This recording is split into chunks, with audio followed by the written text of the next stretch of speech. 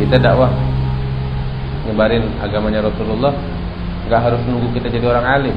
Sebab tugas dakwah itu bukan tugasnya ulama seorang, kagak. Setiap individu muslim punya kewajiban berdakwah di jalan Allah dengan segala kemampuan.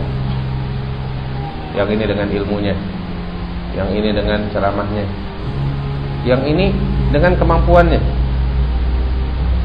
Ya, contoh, ini dengan keahliannya dalam urusan multimedia. Dia dakwah dengan itu. Dia gunakan tuh multimedia yang bagian dari keahliannya dia di dalam mengemban dakwahnya Nabi Muhammad SAW. Yang ini urusan rekam kamera, ya, gunakan kemampuannya untuk nyebarin dakwahnya Nabi Muhammad SAW. Yang ini pintar nulis artikelnya, pintar tulis menulis, ayo ajarin orang lain, sebarin dakwah Nabi Muhammad dalam bentuk tulisan. Hadirin yang laki-laki yang muslim, peliharalah jenggot. Ini banyak yang kosongan. Peliharalah. Kenapa? Karena inilah cara untuk 24 jam diberi pahala oleh Allah Subhanahu wa ta'ala. Karena ini sifatnya nempel, bukan temporary. Ini sifatnya nempel. Niatkan. Rasulullah sudah bersabda, innamal a'malu binniyat. Setiap amal tergantung niatnya. Setiap muslim yang berniat memelihara jenggotnya, mengikuti Nabi Muhammad, mengikuti para ulama, si kiai tadi mengatakan, maka setiap detiknya akan diganjar oleh Allah Subhanahu wa ta'ala. Siapa di majelis ini yang bisa ingat terus 24 jam kepada Allah? Tentu susah. Kita berbantukan dengan memanjangkan jenggot ini, walaupun jumlahnya mungkin cuma 23, tapi kalau niatnya untuk Nabi Muhammad SAW, 24 jam akan diberi pahala. Selalulah kalian bersolawat kepada Nabi Muhammad, karena sesungguhnya solawat kalian kepada Nabi Muhammad tidak akan pernah ditolak oleh Allah dalam kondisi apapun. Amal ibadah manusia yang lain seperti sholat, membaca Al-Quran, haji dan umrah, puasa Ramadan, bainal qabuli wa raddiha, bisa diterima, bisa tidak. Syarat untuk diterimanya sangat susah. Illa salata alal habibi Muhammadi, kecuali solawat kepada Nabi Muhammad.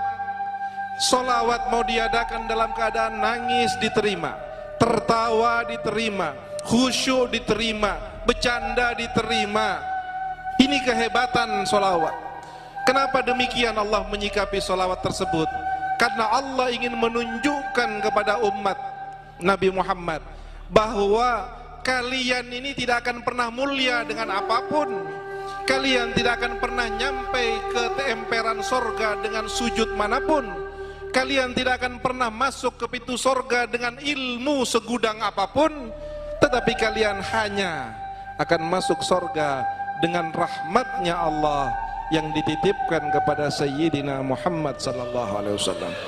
Di dalam hadis sahih, Rasulullah sallallahu alaihi wasallam bersabda, barang siapa yang bersolawat kepadaku satu kali, maka Allah akan memberikan rahmat kepadanya 10 kali.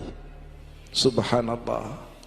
Sallallahu alaihi, mau khusyuk mau tidak, rahmat Allah pasti 10 turun per sallallahu alaihi. Al-Imam Umar al-Mukhtar mengatakan, jika seandainya satu saja rahmat Allah diyakini bisa dipertahankan sampai kita wafat, maka ketahuilah satu rahmat Allah akan mampu mendatangkan husnul khatimah.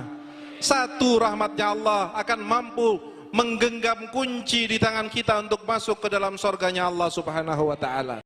Banyak masjid yang berdiri di kota Pontianak dan juga seluruh Indonesia yang saya masih temui sampai sekarang menyediakan fasilitas urinoir. Urinoir itu kencing berdiri. Masjid. Kenapa teman-teman? Seumur hidupnya baginda Rasulullah SAW tak pernah kencing berdiri. Yang saya pernah temukan cuma satu hadisnya. Itu pun dalam keadaan darurat karena dekat tempat sampah. Kalau kita ngaku umat Nabi Muhammad, terus bikin masjid dengan fasilitas kencing berdiri, kira-kira nanti yang dihisap Allah di hari kiamat gara-gara ada yang kencing berdiri, pengurus masjidnya atau kontraktornya atau semua yang mendiamkannya? Maka saya harus kasih tahu. Tapi kalau pengurus masjid tidak mau, ya urusan antum. saya sudah sampaikan. Kalau mal bikin kencing berdiri, urusan dia. Karena yang sana tidak semuanya muslim. Di Jepang itu dibikin riset. Orang yang kencing berdiri 50 dengan kencing jongkok duduk 50. Apa yang terjadi teman-teman?